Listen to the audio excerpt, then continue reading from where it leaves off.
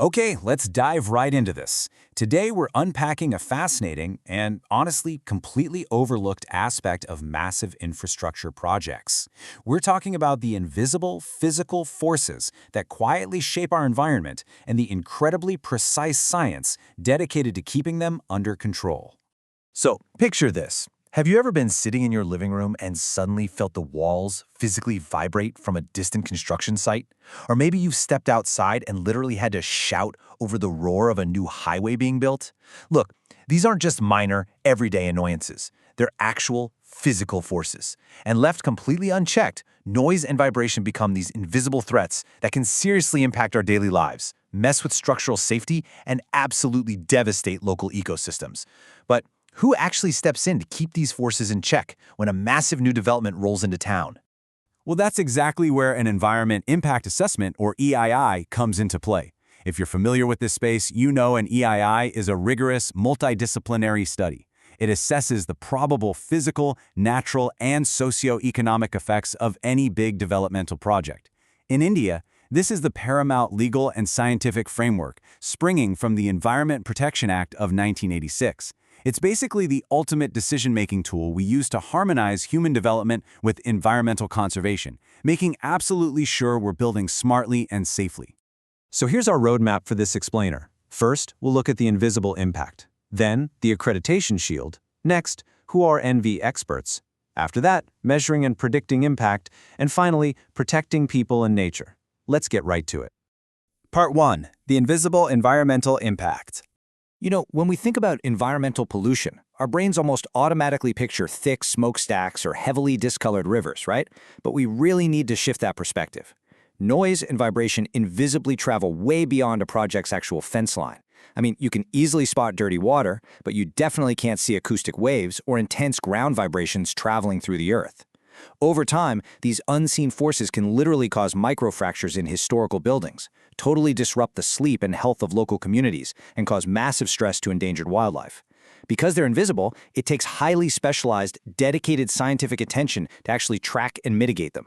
Which brings us to Part 2, the accreditation gold standard.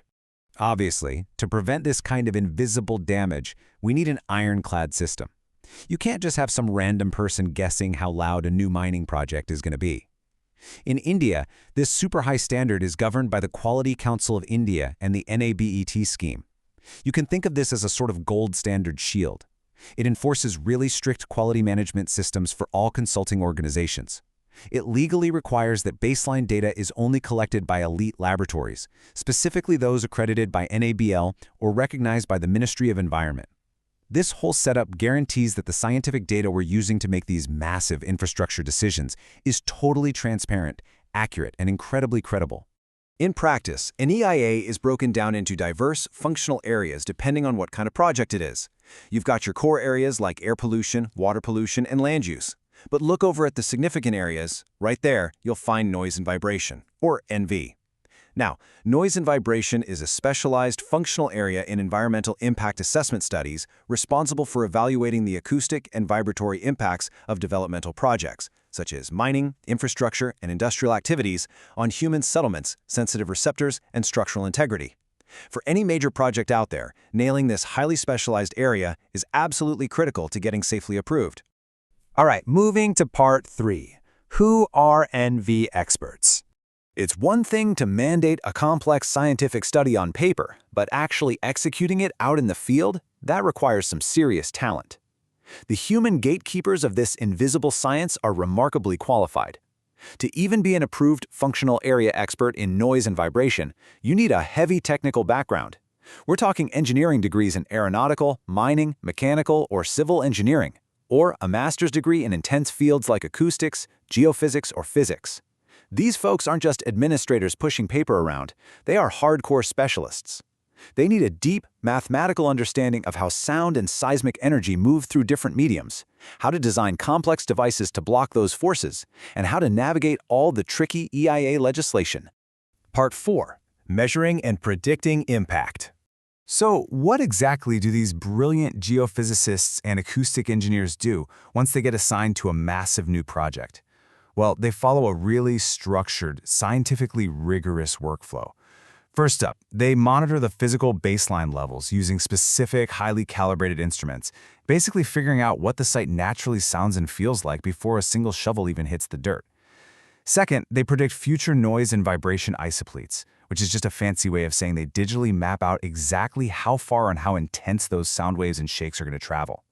Third, they assess the probable impacts of those forces on nearby structures and communities.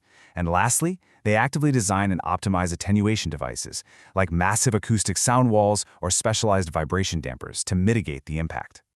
And these experts are held to incredibly strict documentation standards. Take a look at the specific requirements here. As a functional area expert, you absolutely cannot just vaguely state that a project is, going to be loud.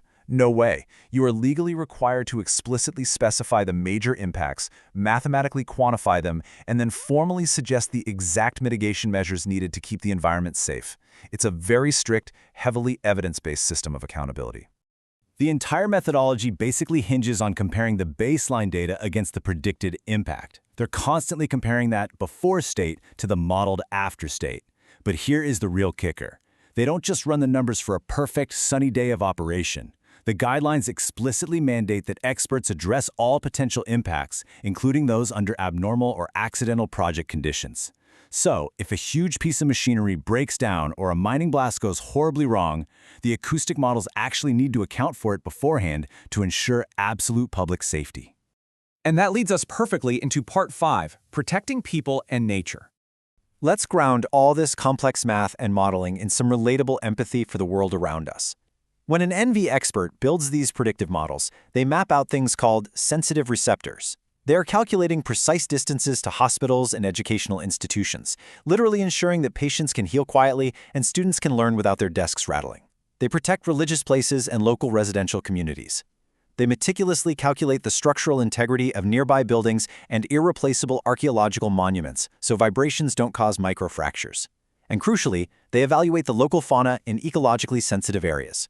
And this is where it bridges across entirely different scientific disciplines.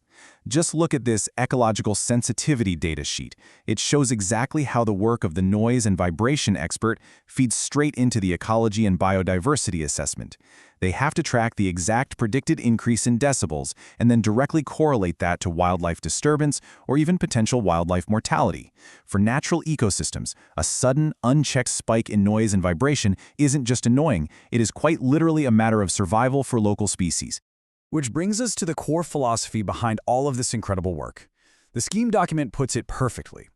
EIAs are therefore important planning and decision support tools to harmonize development and environmental conservation. The ultimate goal of all these strict government accreditations, these brilliant engineers, and these incredibly complex acoustic models is simply to find a safe, sustainable balance. Yes, we absolutely need human progress, mining, and modern infrastructure, but we absolutely must protect our natural and social environments while we do it. So I'll leave you with this thought. The next time a massive infrastructure project goes up near your home and you barely hear a thing, will you wonder about the invisible math, the acoustic models, and the dedicated experts that kept all that noise at bay?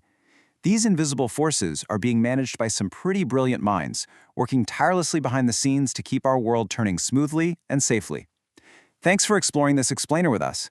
Keep observing the world around you, appreciate the hidden science, and definitely stay curious.